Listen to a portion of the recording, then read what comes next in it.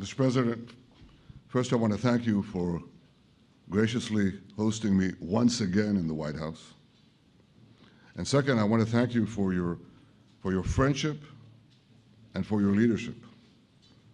From Jerusalem to Tehran, from the Golan Heights to Gaza, you've proven time and again what I've said many times. You are the greatest friend that Israel has ever had in the White House. And Mr. President, you and I both know it's not even close. While you focus at home on making America great again, your leadership abroad is changing the world for the better, ending wars and advancing peace. I believe that today we're taking a critical step towards both ending the war in Gaza and setting the stage for dramatically advancing peace in the Middle East, and I think beyond the Middle East, in very important Muslim countries. I support your plan to end the war in Gaza, which achieves our war aims. It will bring back to Israel all our hostages, dismantle Hamas's military capabilities, end its political rule, and ensure that Gaza never again poses a threat to Israel. We would not have achieved this turning point without the courage and sacrifice of our incredibly brave soldiers. They fight like lions to defend the people of Israel, and they serve on the front line in the war between civilization and barbarism. Mr. President, when our two countries stand shoulder to shoulder, we achieve the impossible. Just a few months ago, in Operation Rising Lion and Operation Midnight Hammer, we struck a decisive blow against Iran's nuclear and ballistic missile program. Your bold decision to send those B-2s made the region safer and the world safer. Now, under your leadership, we're taking the next step to win the war and expand the peace. Your plan is consistent with the 5 principles my government set for the end of the war and the day after Hamas. Everybody asks, what is your plan for the day after Hamas? Here's our plan. Passed it in the cabinet. All our hostages, both those who are alive and those who died, all of them will return home immediately. Hamas will be disarmed. Gaza will be demilitarized. Israel will retain security responsibility, including a security perimeter for the foreseeable future. And lastly, Gaza will have a peaceful civilian administration that is run neither by Hamas nor by the Palestinian Authority. If Hamas agrees to your plan, Mr. President, the first step will be a modest withdrawal, followed by the release of all our hostages within 72 hours. The next step will be the establishment of an international body charged with fully disarming Hamas and demilitarizing Gaza. I appreciate your willingness to lead the body, Mr. President. I really appreciate it because you have a lot of things to do, and this is important. And it reflects the confidence that this will give everyone, that things will be followed up on all the commitments made. The fact that you're taking this on, I think, helps a lot to make sure that everything flows in the direction that we want. Now, if this international body succeeds, we will have permanently ended the war.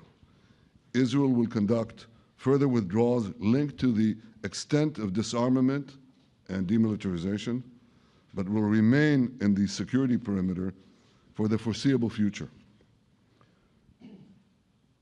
I think we should understand that we're giving everybody a chance to have this done peacefully, something that will achieve all our war objectives without any further bloodshed.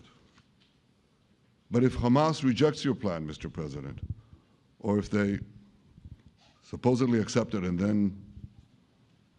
then basically do everything to counter it, then Israel will finish the job by itself.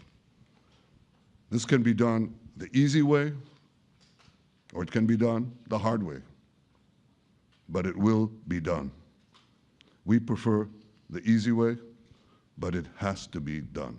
All these goals must be achieved because we didn't fight this horrible fight, sacrifice the finest of our young men to have Hamas stay in Gaza and threaten us again and again and again with these horrific massacres. Mr. President, I was encouraged by your clear statement at the UN against the recognition of a Palestinian state. That would be an outcome that, after October 7th, would reward terrorism, undermine security, and endanger Israel's very existence. As for the Palestinian Authority, I appreciate your firm position that the PA can have no role whatsoever in Gaza without undergoing a radical and genuine transformation. In your 2020 peace plan, which you mentioned just now, you made clear what that transformation requires. It's not lip service. It's not checking a box. It's a fundamental, genuine, and enduring transformation. And that means ending pay to slay, changing the poisonous textbooks that teach hatred to Jews, to Palestinian children, stopping incitement in the media, ending lawfare against Israel at the ICC, the ICJ, recognizing the Jewish state, and many, many other reforms. It won't come as a surprise to you that the vast majority of Israelis have no faith that the PA Leopard will change its spots.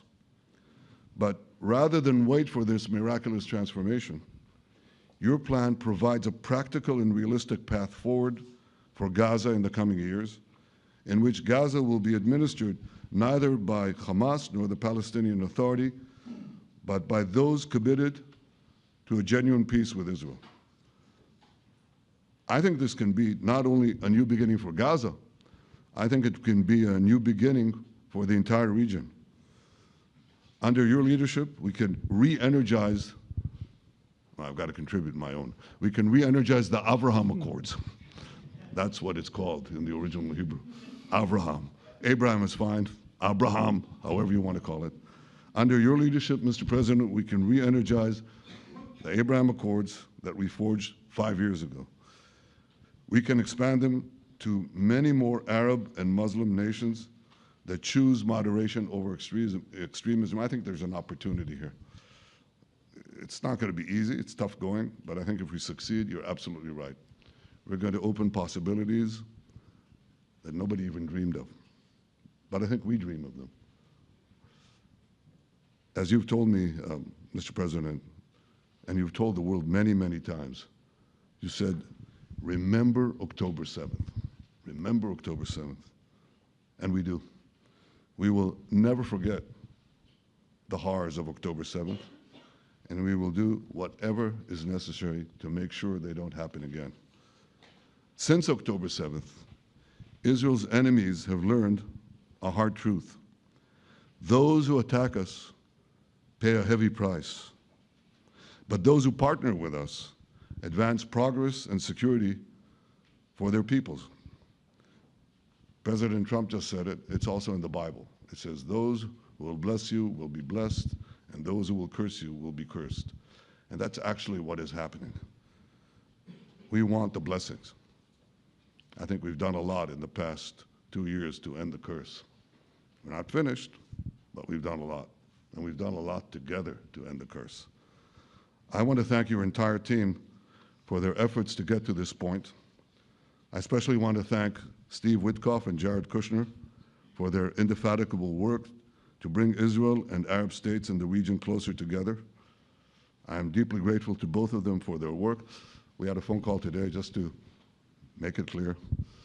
I said to the Prime Minister of Qatar, Israel was targeting terrorists, wasn't targeting Qatar.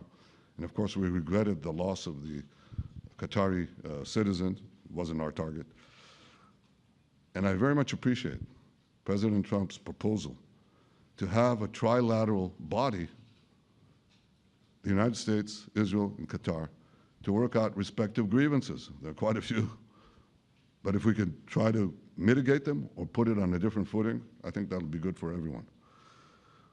Above all the people, the fine team, and many helpers who've done this, I want to thank you, Mr. President.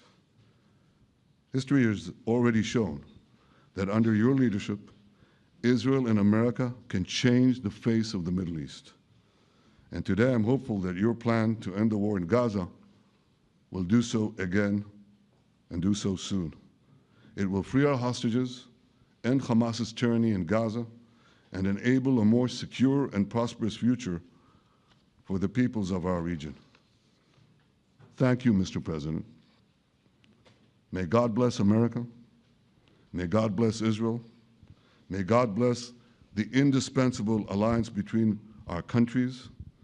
And may I add, in Hebrew, G'mal Chatima Tova, may we all be inscribed in the book of life. Thank you. Thank you very much, Bibi.